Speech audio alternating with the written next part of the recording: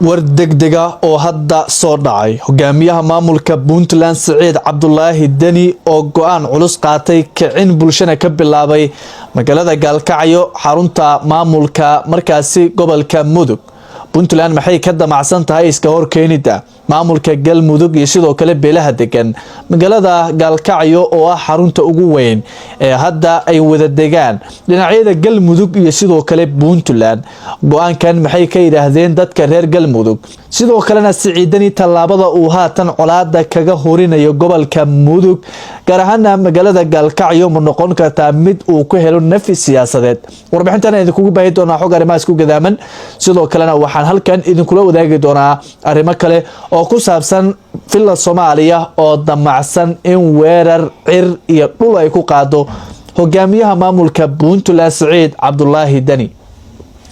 madaxweynaha Soomaaliya Xasan Sheekh Maxamuud waxa uu doonayaa in Puntland uu ka takhaluso si lamid ah hogaamiyihii maamulka Koonfur Galbeed Soomaaliya Cabdicasiis Xasan Maxamed Laftagareen oo barxad cad looga soo adkaaday. Muuqaalkan ayaan doonayaa in idinku baahiyo xog arrimaha isku gadaaman halka naga daawaneysaan warbaahinta CSM aniguna waxaan ahay Cali Baashi Cabdi.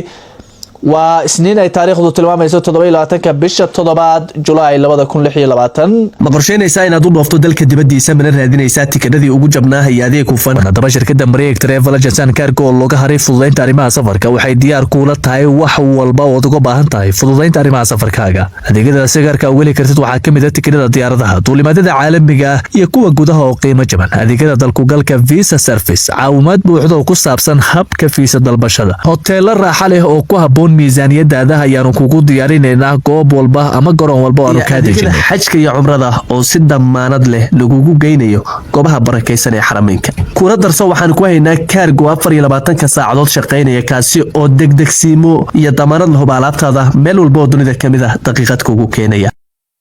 Mareeg Travel Agency Cargo oo looga haray fududeynta arrimaha safarka waxay xafiisyo kala duwan ku leedahay magaalooyinka Nairobi iyo Muqdisho. Wagaag xafiiska Nairobi oo ku yaala Islii James Street ka soo horjeedka Kulan Coffee suuqa weyn ee loo yaqaano Hoda Tower Festival. xafiiska nambarkiisuna waxa uu noqonayaa F30 amaba ugu hagaag xafiiska Muqdisho oo ku yaala suuq Bacaad Ruxsan Mall garoon falo sidoo kalena dukaanka ama xafiiska nambarkiisu waxa uu noqonayaa F20. wixii intaasi faahfaahin dheer kala xiriir nambarada iyo ciwaanada kale ee shaashada ku qoran adigoo beegsanaya nambarada ku qoran shaashada hore ee muuqaalka. Mareeg Travel Agency waa maareeyaha safarkaaga.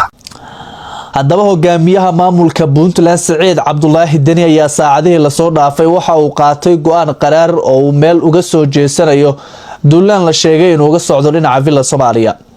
Puntland ayaa dhawaan waxa ay dafirtay ciidamadii BSF ee maamulka Puntland isla markaana ka amar qaadanaya dowladda federaalka Soomaaliya. ciidamadaasi waxaa la sheegay in Saciid Dani uusan u aqoonsaneyn inay yihiin ciidan ka tirsan maamulka Puntland magacooda iyo jiritaankooda ayna Puntland dhawaan xaqirtay. laakiin war kale oo saacadihii la soo dhaafay la isla dhex marayay ayaa waxa uu sheegayaa in Puntland uu doonayso ama Saciid Dani uu hadda doonayo in uu colaado sokeeya ka horiyo deegaanada ay wadaagaan maamulada Galmudug iyo sidoo kale Puntland. mar dhow ama saacado ka hor ahayd markii Puntland ay ku dhawaaqday in maamulka Galmudug dhankeeda looga soo duulayo laakiin Galmudug isla markiiba warafka ay ku dhifatay saacado kadib markii weerahaasi la isdhaafsaday kadibna Puntland waxay sidoo kale dhaqdhaqaaq ciidan ka bilowday magaalada Gaalkacyo xarunta maamulka gobolka Mudug oo ay wada degaan Puntland iyo sidoo kale Galmudug. halkaasi saacadihii la soo dhaafay Saciid Dani waxa uu soo galiyay ciidamo hubeysan qorshuhuna waxa uu yahay in halkaasi ay dhaqdhaqaaqyo ciidanka ka sameeyaan. laakiin Saciid Dani waxaad isweydiinaysaa muxuu arintan oo dhan u sameynaya. villa Soomaaliya waxay wadaa guluf xoogan oo looga soo horjeedo hogaamiyaha maamulkaasi Puntland Saciid Cabdullaahi Dani. madaxweynaha Soomaaliya Xasan Sheekh Maxamuud ayaana la sheegay inuu amar buuxa ku bixiyay in Saciid Dani la dhaafsiiyo maamulka Puntland isla markaana halkaasi la keeno ninka amar qaadanaya ama ay wada shaqeey karaan madaxweynaha hadda talada haya Xasan Sheekh Maxamuud walow siga qudhiisa oo muddo dhaaf yahay. si walba yaataba Puntland oo arrimahaasi ka warqabta waxay bilowday dhaqdhaqaaqyo hubeysan waxayna hadda ku wajahan tahay deegaano ka tirsan maamulka Galmudug. halkaasi ayaana la filayaa in colaado qabiil laga horiyo laakiin su'aashu waxay tahay Saciid Dani nafis siyaasadeed ma heli karaa xilligan in dagaal qabiil laga horiyo magaalada Gaalkacyo oo la ogaa sida xaalkeedu ahaa sanado ka hor.